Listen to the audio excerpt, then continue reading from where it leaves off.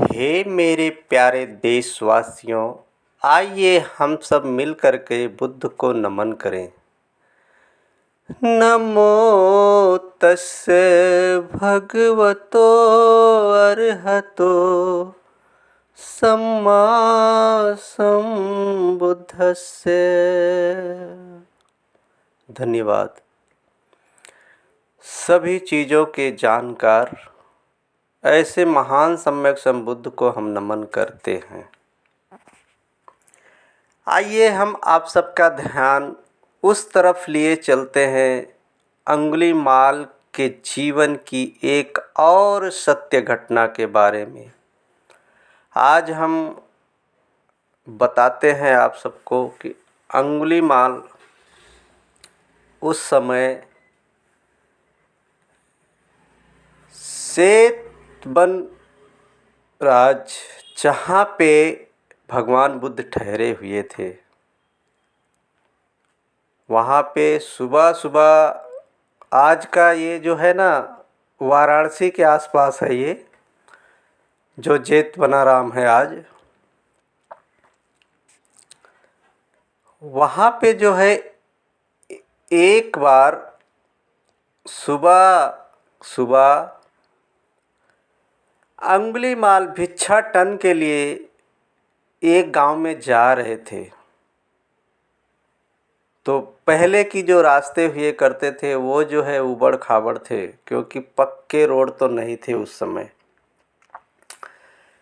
और उसी रास्ते से एक धनी व्यापारी अपनी पत्नी को लिए हुए बैलगाड़ी में जा रहा था, जो कि उस समय उस धनी व्यापारी की पत्नी गर्भवती थी और उसके साथ एक दाई भी थी, और वो बच्चे को जन्म देने के लिए लेकर के जा रहा था। फिर उबड़ खाबड़ ज़मीन पर उसको धक्का लगता है बैलगाड़ी से जाते जाते, और उसको रास्ते में प्रसव पीड़ा चालू हो जाती है और वो रोने और बिलखने लगती है, और वो दाई भी। और वहाँ पे सहायता के लिए कोई भी गांव भी नहीं था, कोई व्यक्ति भी नहीं था, सिर्फ वो सेठ था, उसकी धर्मपत्नी थी और एक दाई थी। और अंगुलीमाल उसी रास्ते से जा रहे थे, तो उसकी पीड़ा सुन करके वो रो रही थी, चिल्ला रही थी। तो उसकी पीड़ा सुन करके अंगुलीमाल दौड़ते हुए गया उस गाड़ी के पास। तो उस दाई से बोलता है, हे बहन, इसको क्या हुआ है? तो वो जो दाई रहती है वो बताती है कि अरे साधु, इसको जो है बच्चा होने वाला है और हम लेके जा रहे थे वैद्य के पास। तो उस समय जो है रास्ते में उसकी प्रसव पीड़ा इतने तेज हो जाती है और विकराल हो जाती है। तो दाई बोलती है, हे साधु, हमारी मदद करो, क्योंकि यहाँ पे कोई नहीं है। और अंगुलीमाल के भी समझ में नहीं आता है कि क्या करूँ। वो कहता, ठीक है बहन, रुको, मैं आता हूँ।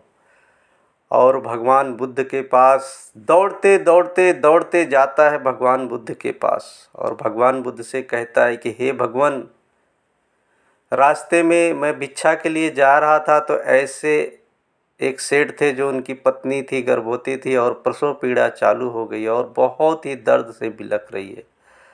तो भगवान बुद्ध उसको कहते हैं कि अंगुलीमाल, जो तूने सत्य के पथ पर चलते हुए जो कर्म किए हैं, उससे तुम उसका भला कर सकते हो, नहीं तो अपने लिए संभाल के रखो। उस समय अंगुलीमाल कहता है, नहीं भगवान। तो बोलते हैं, बुद्ध कहते हैं कि बोलो, कि जब से मेरा जन्म हुआ है तब से मैं जो है सारे कर्म, अच्छे कर्म से जो भी पुण्य हो, उससे उसका जीवन सुखी हो। तो अंगुलीमाल कहता है कि हे भगवान, मैंने तो बहुत पाप किए हैं, कैसे उसका भला हो सकता है? तो उसका बच्चा तो मर सकता है मेरे उस पाप कर्म के कारण। बुद्ध कहते हैं फिर ऐसा बोलो, जब से इस धम्म में मेरा नया जन्म हुआ है तब से मैं जो भी पाप कर्म नहीं किया, पुण्य ही पुण्य किया है, वो सब उसके लिए लाभान्वित हो और उसका जीवन सुखी हो।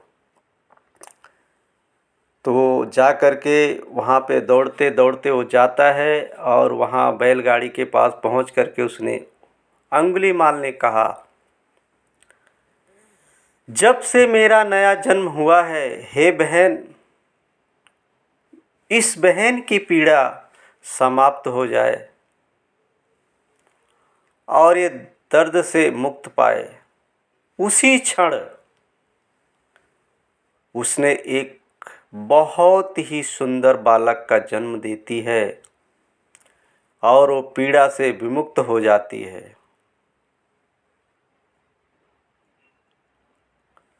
अंगुलीमाल अपनी चिंता ना करके उस बहन की चिंता किया और उसके दर्द में सहभागी हुआ और अपने पुण्य का जो भी फल कमाया था उसी क्षण सोच विचार ना करते हुए उसने सब उस बहन के नाम कर दिया और वो बहन प्रसव पीड़ा से मुक्ति पाई और बहुत ही खूबसूरत बच्चे को जन्म देती है। ठीक इसी प्रकार आज भी हम सबको